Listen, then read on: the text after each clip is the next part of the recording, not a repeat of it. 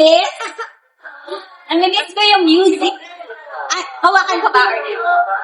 Ako namimiss ko yung music. Kasi yun talaga yung parang youth namin. Dinamay ko. Dinamay natin siya. Ang obsessed kasi si Kelly ang pinakamata. Ako namimiss ko panoorin sila sa TV at sa movies na I'm much a fan. Like I was just in high school, tapos pinapanood ko sila parang napaka-regular. Kasi konti lang yung channel dati. Right. So, sa madaling salita, wala nang siyang choice. kaya obsessed talaga. Like talagang, panoorin mo lahat. Yeah. Ako namimiss ko sa 90s, yung bonding ng 90s. Yung walang phone, walang lalabas kayo, maglalaro kayo. Kanina, Barkada. obvious naman na yung music talaga pag tumugtog, hindi mo pwedeng hindi ka sumayaw. One thing from the 90s na gusto nyong bumalik. I think Angelus Yung privacy. Yung privacy.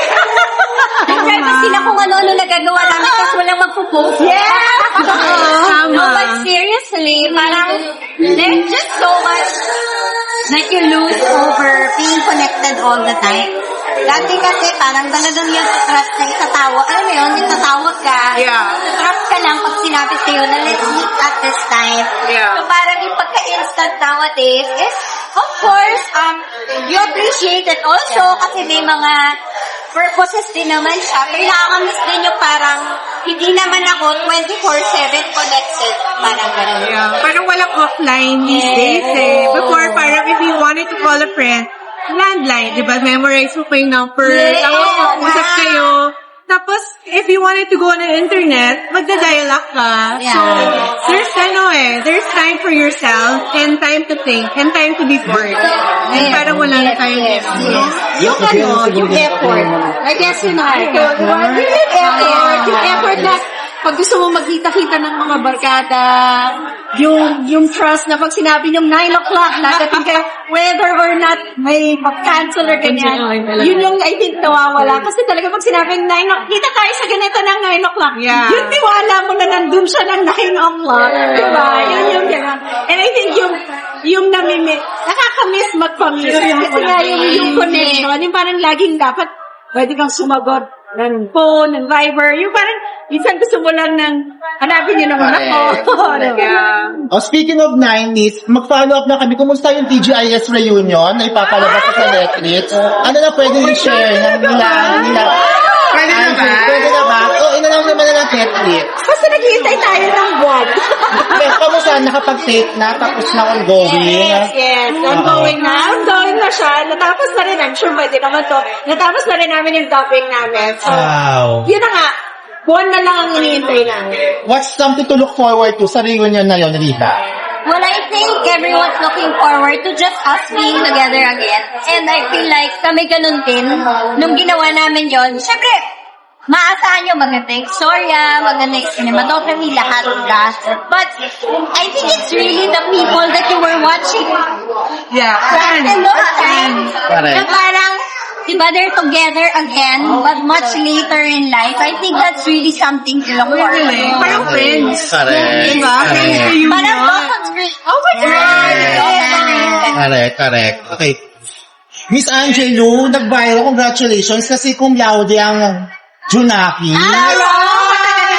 Kumusta naman? Kumusta nakapag-graduate ka na? Oh my gosh, alam mo, isa siyang achievement. Sobrang achievement siya. Ngayon, isa na lang ang nag-aaral sa mga anak namin. Lahat graduate na. So, of course, all sa kanila, kasi sila naman yung nag-effort. Pero, you know, just the thought na meron na akong mga human beings na roaming around the metro, nagtatrabaho na rin sila. It's such a fulfillment. That's good. Ang dasal ko lang naman yun, maging mabuti silang tao. That's good. Okay. Fast forward to the present, how would you complement yung MacBook niyo dun sa current lifestyle niyo? Parang paano niyo siya plano gamitin sa day-to-day Yung son work ko, mo? nag-dips na siya. Kasi nalaman niya na color blue yung pipiliin ko. Sabi niya, pwede na ako mag-Minecraft. So, super excited siya because it's his first laptop na what is mine naman talaga. Pero parang ipapakialam ko sa kanya. And sobrang excited niya. Yeah, for me, it's the same with my kids. My kids kasi they have, may mga online classes sila. Tapos dumadami na rin talaga yung needs ng bata ngayon for not like us, diba, na it was much delayed na i-introduce ka sa computer. Nowadays, it's really a part of life. Yeah. And it's a necessary skill. So, parang perfect talaga kasi I was in the market for like, ano ba yung pwedeng first computer ng mga bata? Kasi right now, they're just on iPads. So, you kind of like need to teach them how to type on the keypads na rin kasi talaga eh. So, perfect for me. What about the features of the MacBook Neo? Parang tingin nyo ba, bata na... Ako, for me kasi, it's a perfect entry eh. Sabi ko nga, ito yung ultimate budol ng Apple sa taong bayan. Siyempre kasi pag sinabing Apple product, pag sinabing pa, automatic meron yung parang status symbol eh, na sinasabi may price tag right away, no? But this Neo opens doors doon sa mga, parang dati, parang kumaga, parang pinag-shopping, window shopping mo lang siya, pero ngayon, malapit mo na siyang ma-achieve, makuha, dahil it's very affordable, and it has all the Mac, Mac features na na-enjoy namin, di ba? So, this is really exciting for the kids nowadays. Yeah. Also, the colors are so cute. Yeah. Kasi we're used to just the silver lang, di ba? Yes. And now, like, Feeling ko nga, para siyang Cute. nostalgic na din. Yeah. Because I remember when the iMac Yeah. came out. Yung different colors. Parang the bubble one. My purple, my blue. Yeah. blue. So when I saw this, I was like, oh my gosh, parang this just goes back to my past. Yeah. As moms to parang cooling kit pa, meron ba kayong gadget room? Medyo iba na yung may rated. Nung una wala. Ako, totoo lang. Nung una wala. But, eventually, because parang I wanted to trust my kid na kung ano yung kaya niya, gusto niya. Pero eventually, nung nakita mo na, medyo sumusobra, doon lang ako na gano'n ang rules. So, ngayon, actually, wala siyang phone ngayon. And then sabi ko nga, bibilan nga kita ng analog para alam mo na yung feeling namin na ang kailangan mo lang ay tumawa. Nokia. Yeah, diba? Parang flip lang, diba? So, yun. So, ngayon, medyo may rules na. And hindi naman mahirap din kasi magbigay ng mahabang oras ng huwag gumamit because online classes. It's so different. So, basta alam lang nila yung privilege nila at hindi nila abusuhin yun. We're good. Yeah. For me naman, my son is into online gaming kasi. So, Yeah. Minecraft. And all his classmates, nag-meet sila doon. Yes. No messenger kid. Yeah, exactly. Tapos, pag weekends, nag-uusap-usap na sila. Tapos, may phone sila.